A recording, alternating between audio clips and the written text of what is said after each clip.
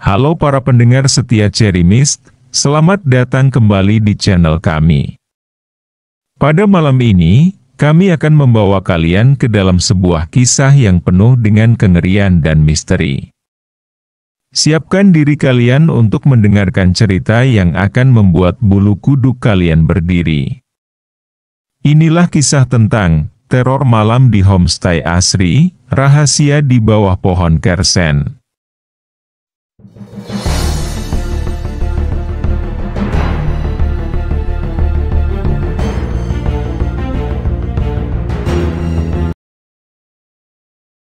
Raka dan Dina, sepasang suami istri yang baru menikah, memutuskan untuk berlibur ke sebuah desa wisata terpencil di Jawa Barat untuk menikmati ketenangan setelah pernikahan mereka.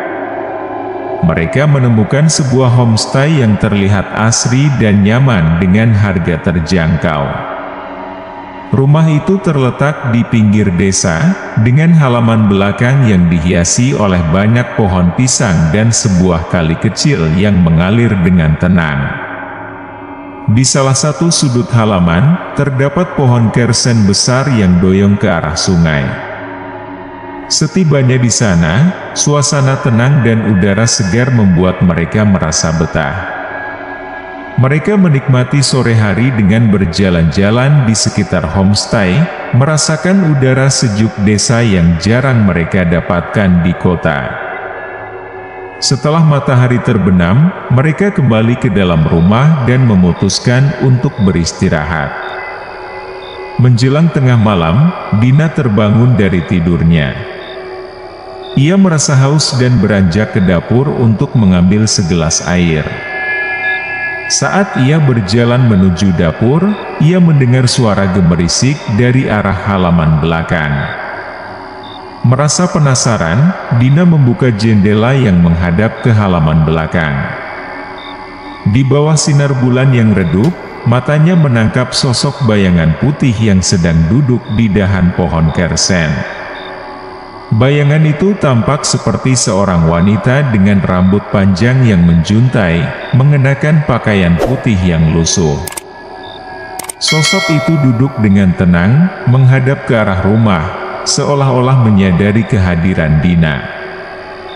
Tanpa pergerakan tiba-tiba, sosok itu perlahan-lahan mengangkat kepala dan menatap langsung ke arah Dina dengan tatapan yang kosong namun mengintimidasi dengan mengeluarkan suara tawanya yang begitu menakutkan. Dina merasa tubuhnya kaku dan merinding, tak mampu melepaskan pandangannya dari sosok tersebut. Seolah tersadar dari lamunannya, Dina dengan cepat menutup jendela dan mundur dengan napas terengah-engah. Ketika Dina kembali ke kamar, wajahnya pucat dan tubuhnya gemetar. Ia membangunkan Raka dan menceritakan apa yang baru saja dilihatnya. Raka, yang awalnya menganggap itu hanya ilusi atau bayangan, mulai merasa cemas melihat ketakutan di mata Dina. Raka merasa cemas melihat ketakutan yang terpancar di mata Dina, berusaha menenangkan istrinya. Namun, sebelum mereka sempat membahas lebih lanjut, terdengar suara ketukan pelan dari jendela kamar mereka.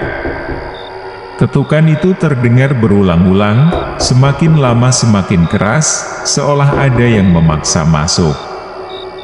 Raka dengan hati-hati mendekati jendela, namun ketika ia mengintip melalui celah tirai, tidak ada apapun di luar sana. Ketukan itu berhenti seketika, meninggalkan keheningan yang mencekam. Mereka berdua mencoba mengabaikan kejadian tersebut dan kembali ke tempat tidur. Namun, beberapa menit kemudian, terdengar suara air mengalir dari kamar mandi. Raka dan Dina saling memandang dengan ketakutan. Raka memberanikan diri pergi ke kamar mandi untuk memeriksa.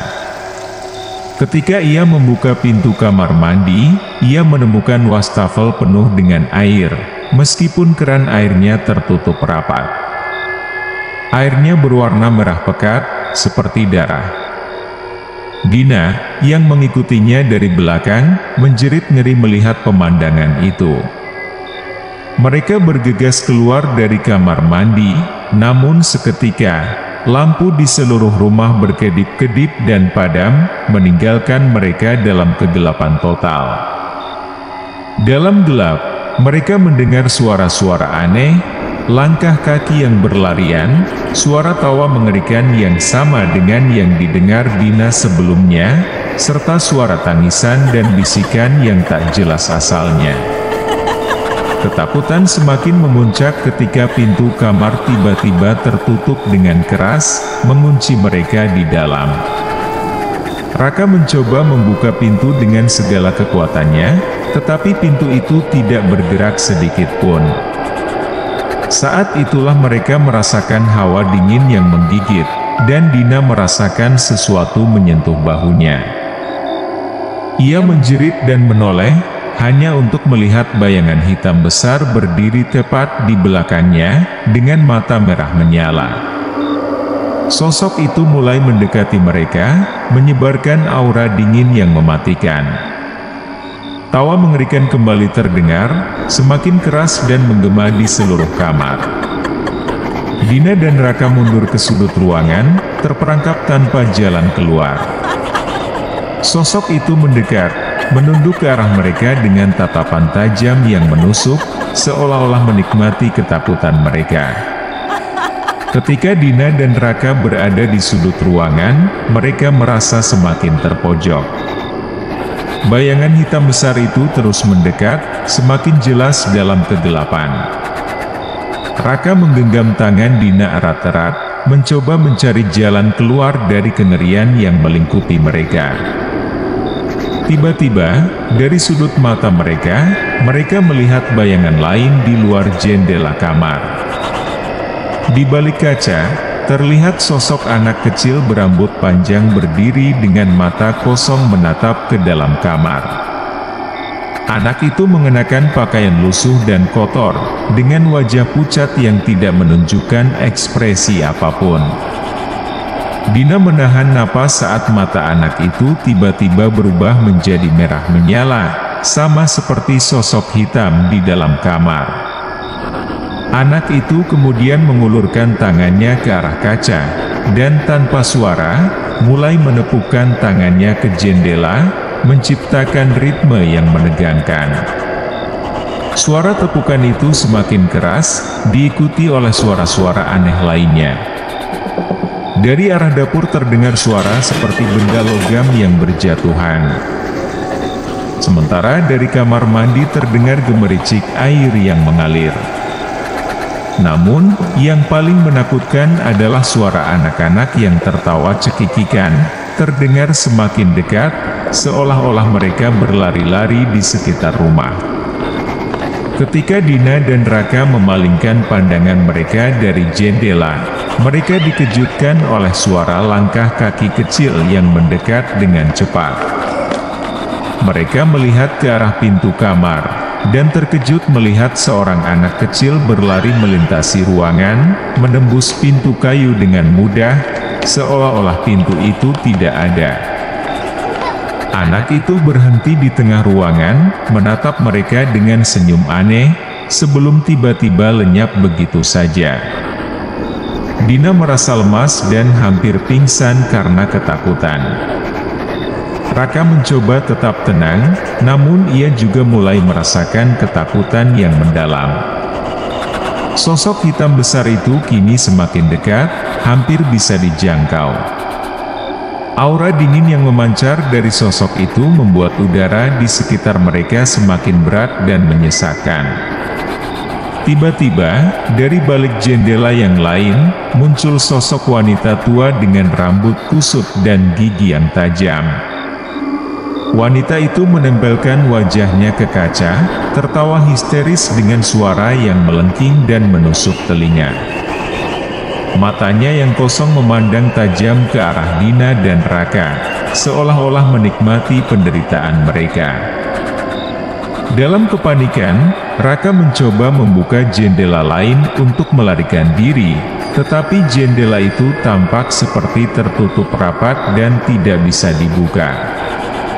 Suara-suara aneh di sekitar mereka semakin keras, dan bayangan-bayangan di luar jendela tampak semakin banyak, bergerak dengan gerakan yang tidak manusiawi. Sementara itu, sosok hitam besar itu akhirnya sampai di depan mereka. Dengan gerakan lambat namun pasti, ia mengulurkan tangannya yang panjang dan kurus ke arah Dina. Dina menjerit kencang, dan seketika itu juga, listrik di seluruh rumah menyala kembali dengan terang, membuat semua penampakan itu lenyap dalam sekejap. Sosok hitam besar, anak kecil, wanita tua, semuanya hilang seketika, meninggalkan Dina dan Raka dalam keadaan terpana dan terguncang. Lampu yang terang membuat mereka bisa melihat dengan jelas bahwa mereka masih berada di kamar yang sama, namun kini suasana terasa lebih normal. Meskipun demikian, bekas-bekas teror yang mereka alami masih sangat terasa. Dina dan Raka segera berlari keluar dari kamar, tak peduli pada barang-barang mereka. Mereka hanya ingin keluar dari rumah itu secepat mungkin. Setelah berhasil melarikan diri dari homestay yang penuh dengan kengerian, Dina dan Raka segera menuju rumah di sebelahnya, yang merupakan rumah pemilik homestay. Mereka mengetuk pintu dengan panik, dan seorang pria paruh baya dengan wajah penuh kekhawatiran membuka pintu. Tanpa ragu, ia mengundang mereka masuk, melihat ketakutan yang terpancar dari wajah mereka. Setelah masuk, Dina dan Raka dengan gemetar menceritakan semua kejadian mengerikan yang mereka alami di homestay tersebut. Mereka menggambarkan sosok bayangan hitam besar, suara-suara aneh, anak kecil yang berlari menembus pintu, dan sosok wanita tua di luar jendela.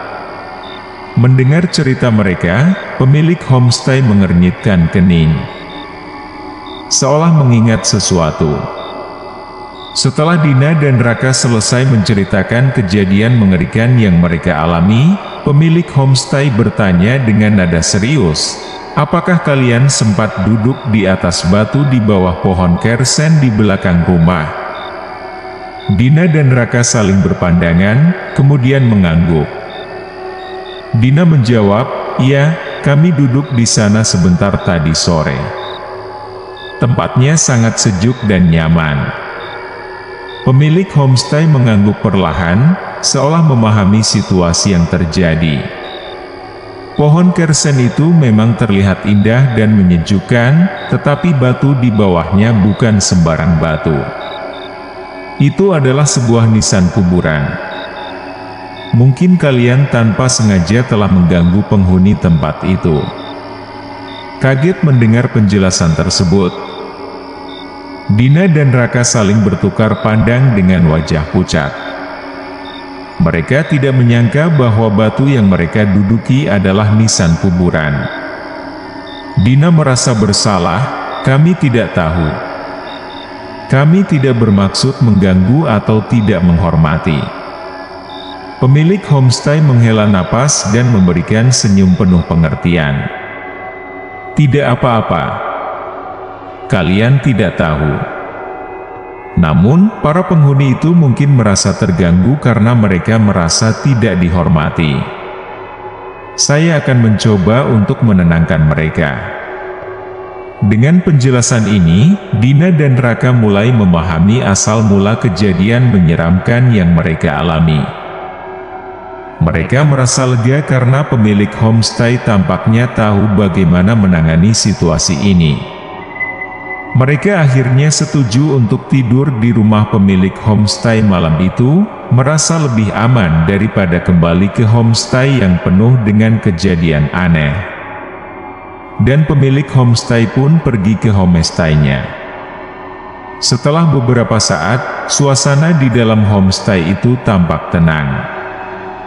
Aura dingin yang mencekam perlahan menghilang, dan keheningan kembali menyelimuti tempat tersebut.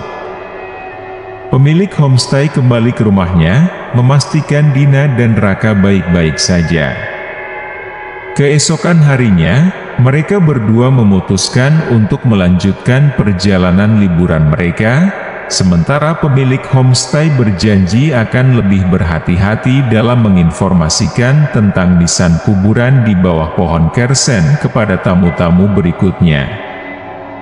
Terima kasih telah mendengarkan cerita Teror Malam di Homestay Asri, Rahasia di Bawah Pohon Kersen, bersama Cherry Miss. Kami harap kisah ini memberikan pengalaman mendebarkan bagi kalian semua. Ingatlah, di setiap perjalanan malam yang sepi, selalu ada kemungkinan sesuatu yang tak terduga menunggu. Tetap waspada dan jangan lupa untuk selalu mendengarkan Cherry Miss untuk cerita-cerita horor lainnya.